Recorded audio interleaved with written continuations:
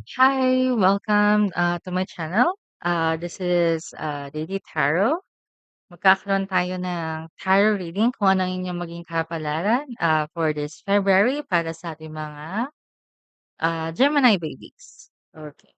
So, kung meron kayong sun, moon, rising sign ng Gemini, welcome sa video. Okay, let's start.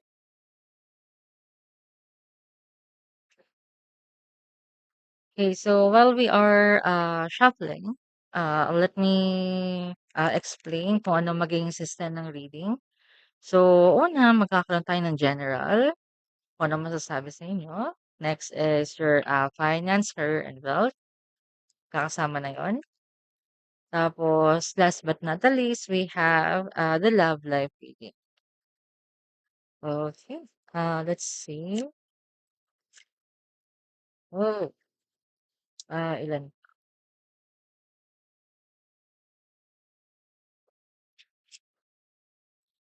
Okay, we have debt. Okay, debt. And with the use of the dice, tingnan natin kung ano maging additional confirmation para sa inyo. So we have 11th house.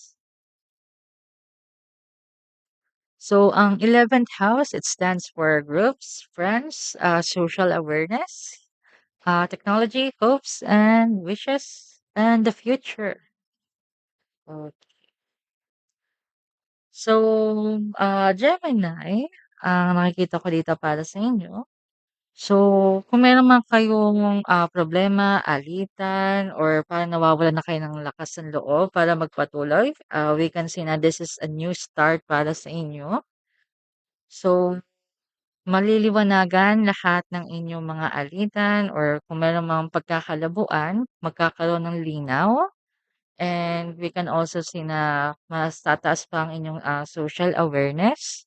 So, parang mas tatalas pa ang inyong pakiramdam kung ano ba talaga yung nararamdaman ng mga nasa paligid niyo or, kunwari nasa, outing kayo kasama yung mga friends o kaya family. So, nararamdaman niyo kung talagang nag-e-enjoy sila or something na may problema or ayun, talagang mataas ang inyong, pakiramdam. Puwede din natin masabi na, sixth sense. And, puwede din natin masabi na kung meron man kayong mga hopes, wishes na sabihin nating, ah, ano bang word yun? I'm sorry, I forgot.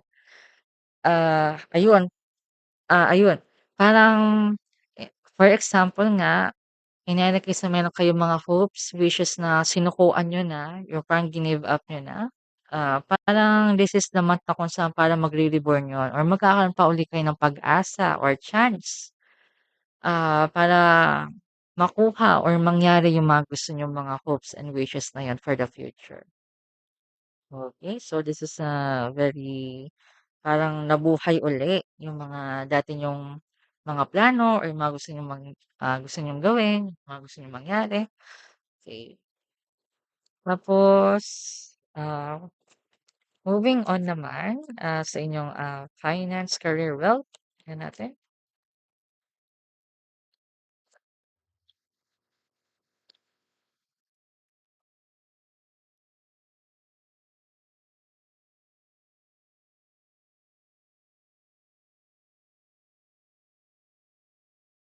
Okay, so we have, 9 of cups. Ayan, napakagandang card na yan. Tapos, kuha tayo ng dice kung ano ang additional message na kaakibat dito sa card na 'to. So we have, 6th house. Okay, ang 6th house naman, it represents health, fitness, systems, analytical nature, that's work habits, organization, sense of usefulness, service giver. Okay. Gemini, sa inyong work or sa wealth, we can see na may malaking darating na biyaya or pera para sa inyo. And on top of that, you are maintaining or maa-achieve nyo na yung gusto nyong work and social life balance. And On top of that, mas gaganda pa yung takbo ng organization niyo or mas, um, lalalim pa ang inyong pagsasamahan ng inyong mga teammates, ni boss, and you can see na talagang kung ano yung mga ginagawa niyo dun sa workplace or yung mga tulong na inyong ginagawa, it is a great impact para sa kanila or napaka-appreciative nila para sa inyo, Gemini. So, they are, very thankful and, ayun nga baka sa sobrang,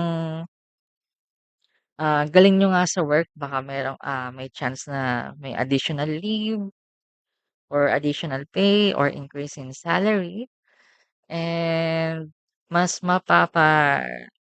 igting niyo pa ang inyong work habits. So, kung dati parang bala-bala lang, bahala na or what, this, time mas lalo pa kayong magiging sabihin natin productive or, alam niyo na kung ano yung mga, things na hindi niyo na dapat gawin or parang iibahin niyo na nga yung mga changes, yung mga habits niyo sa work or ayun nga mas aanuhin niyo pa yung self niyo, mas ipa-prioritize or pa-prioritize niyo na rin yung health niyo kasi kung dati napaka-workaholic niyo. So, this is the month na kung saan, bibigyang importansya niyo na yung health niyo, physical and mental. So, kakaibat din ito yung sa death. So, sabihin nga natin yung mga toxic things na ginagawa niyo dati sa sarili niyo or sa environment or ayun nga, in general sa sarili niyo, mag-iiba na yung mga yun. So, kung dati nag-give up na kayo na magwo-workout or gym or healthy living, so this is naman 'to kung saan uumpisa na kayo sa gano'n. And nakikita ko magagawa niyo yung mga yun kasi we had the Nine of Cups which is the wish come true. Okey. So, kuha pa tayo ng, card here. So, the next card will represent for your love life, kung ano masasabi para sa inyo.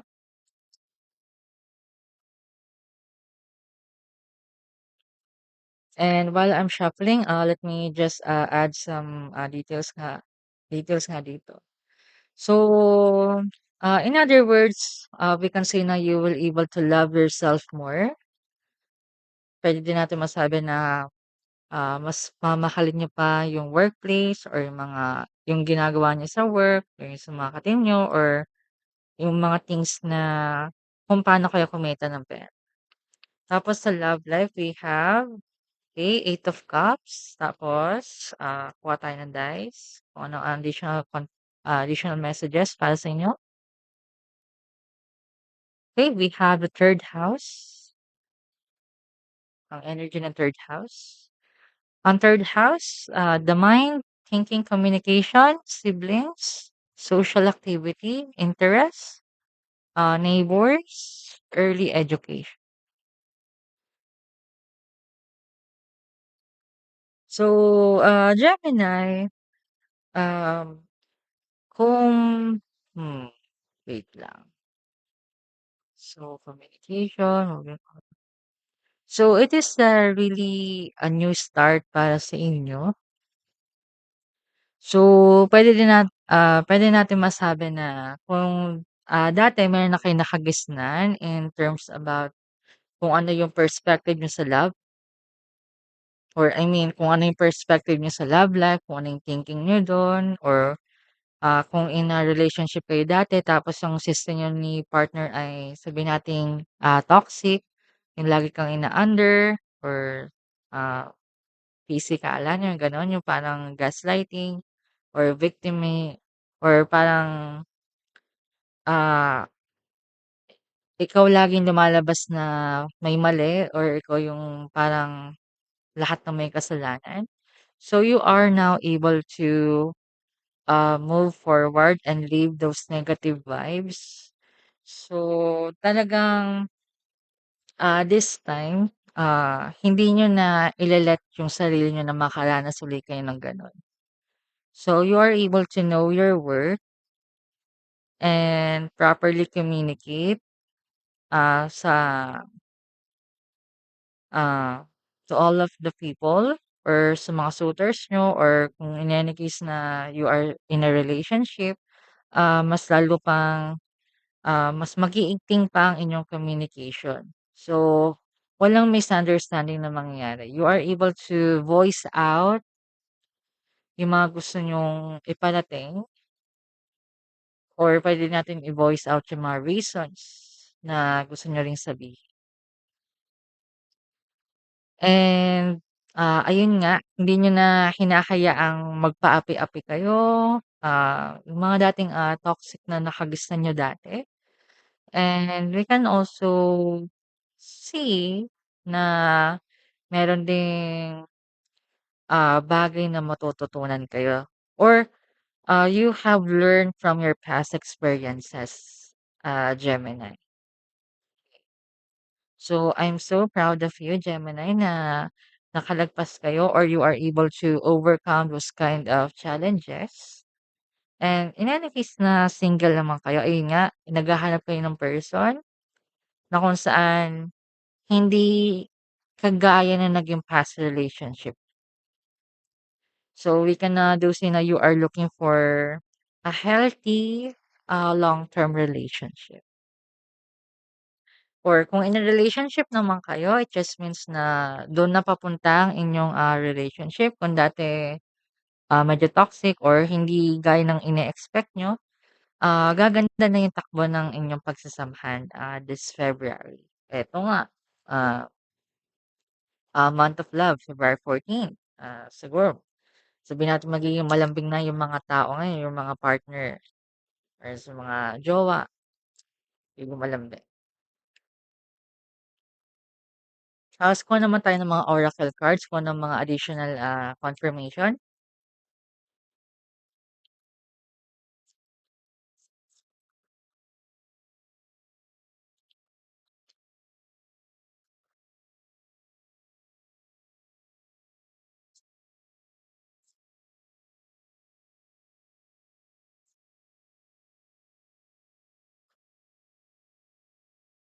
Okay, so meron tayo ditong, Peacock Spirit, Let It Shine. Okay, so talagang, maganda ang card na 'to. You're able to, sabihin nating change yourself kasi or nagbago na yung mga things, hindi na siya gaya ng dati. So, kung dati sabihin nating dull, walang ganap or hindi na ayon sa gusto natin, this is the time na kung saan everything will, come to your favor, Gemini. So, matatapos na lahat ng mga sabihin nating, problems, hindi pang forever na mararanasan niyo yung mga problemang yun. So, there will be time na kung saan magkakaroon kayo ng peace of mind and, overflowing happiness, yan. So, it can, represent sa inyong work, social, and love. So, kuha tayo ng additional card here sa inyong oracle cards.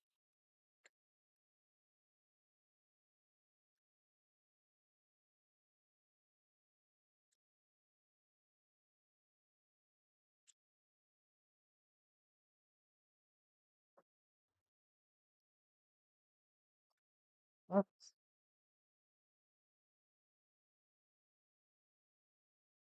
Okay, so we have here, adjustments are required.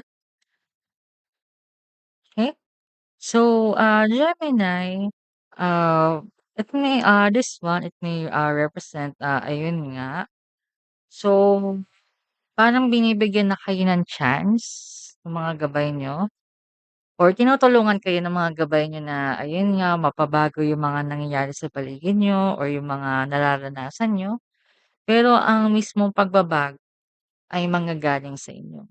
So, kung hindi, sabihin natin kung hindi kayo kikilos or if you don't have the will to change, then babalik din kayo sa gano'ng, sitwasyon sa mga ayun nga, sabihin natin toxic. Talagang mag-uumpisa ang pagbabago sa inyo. So, you are really dedicated, para ma-achieve or para mabago and to come, to this energy dito sa Let It Shine. Tapos ito yung sa Nine of Cups.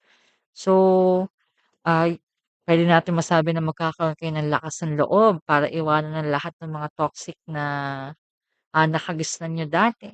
So, puwede natin masabi na sa inyo mag-uumpisa ang healing. So, ah, hindi manggagaling sa iba ang healing or meron man tutulong or puwede nating sabihing example na, ah, may mga nakikita akong mga memes, eh, gano'n. Na ayun nga si guy for example, yung si person of interest niyo gano'n parang, sabihin natin emotionally, challenge or parang may masakit na pinagdaanan and parang iba na yung naging perspective nila sa buhay or sa love life na, you are trying to change him or change them. Tina-try niyo silang, mabago. Well, um maganda naman ang inyong hangarin, though, after niyong magawa lahat ng things para mabago sila, pero kung ayaw naman talaga nila magbago, wala din mangyayari. It will just, keeps on happening and in the end kayo din yung mapapagod or parang mahahawa din kayo ng energy nila. May gano'ng ano, eh, situation, eh. Kasi parang napaka-empathetic or sympathetic nung mga or napaka-sympathetic niyo nga or, parang in other words, nafi-feel niyo rin yung nararamdaman nung so mabilis kayong or makuha niyo din yung mga feelings ng nasa paligid. Eh, paano na kung puro negative yung nandun sa kapaligid niyo, so talagang mabilis kayong maapektuhan. Okey. So, ayun nga dito sa adjustments are required. Nasa nasa sa tao talaga kung paano nila uumpisahan or yung pagbabago. Hindi manggagaling sa iba, hindi manggagaling sa labas. Sa kanila, sa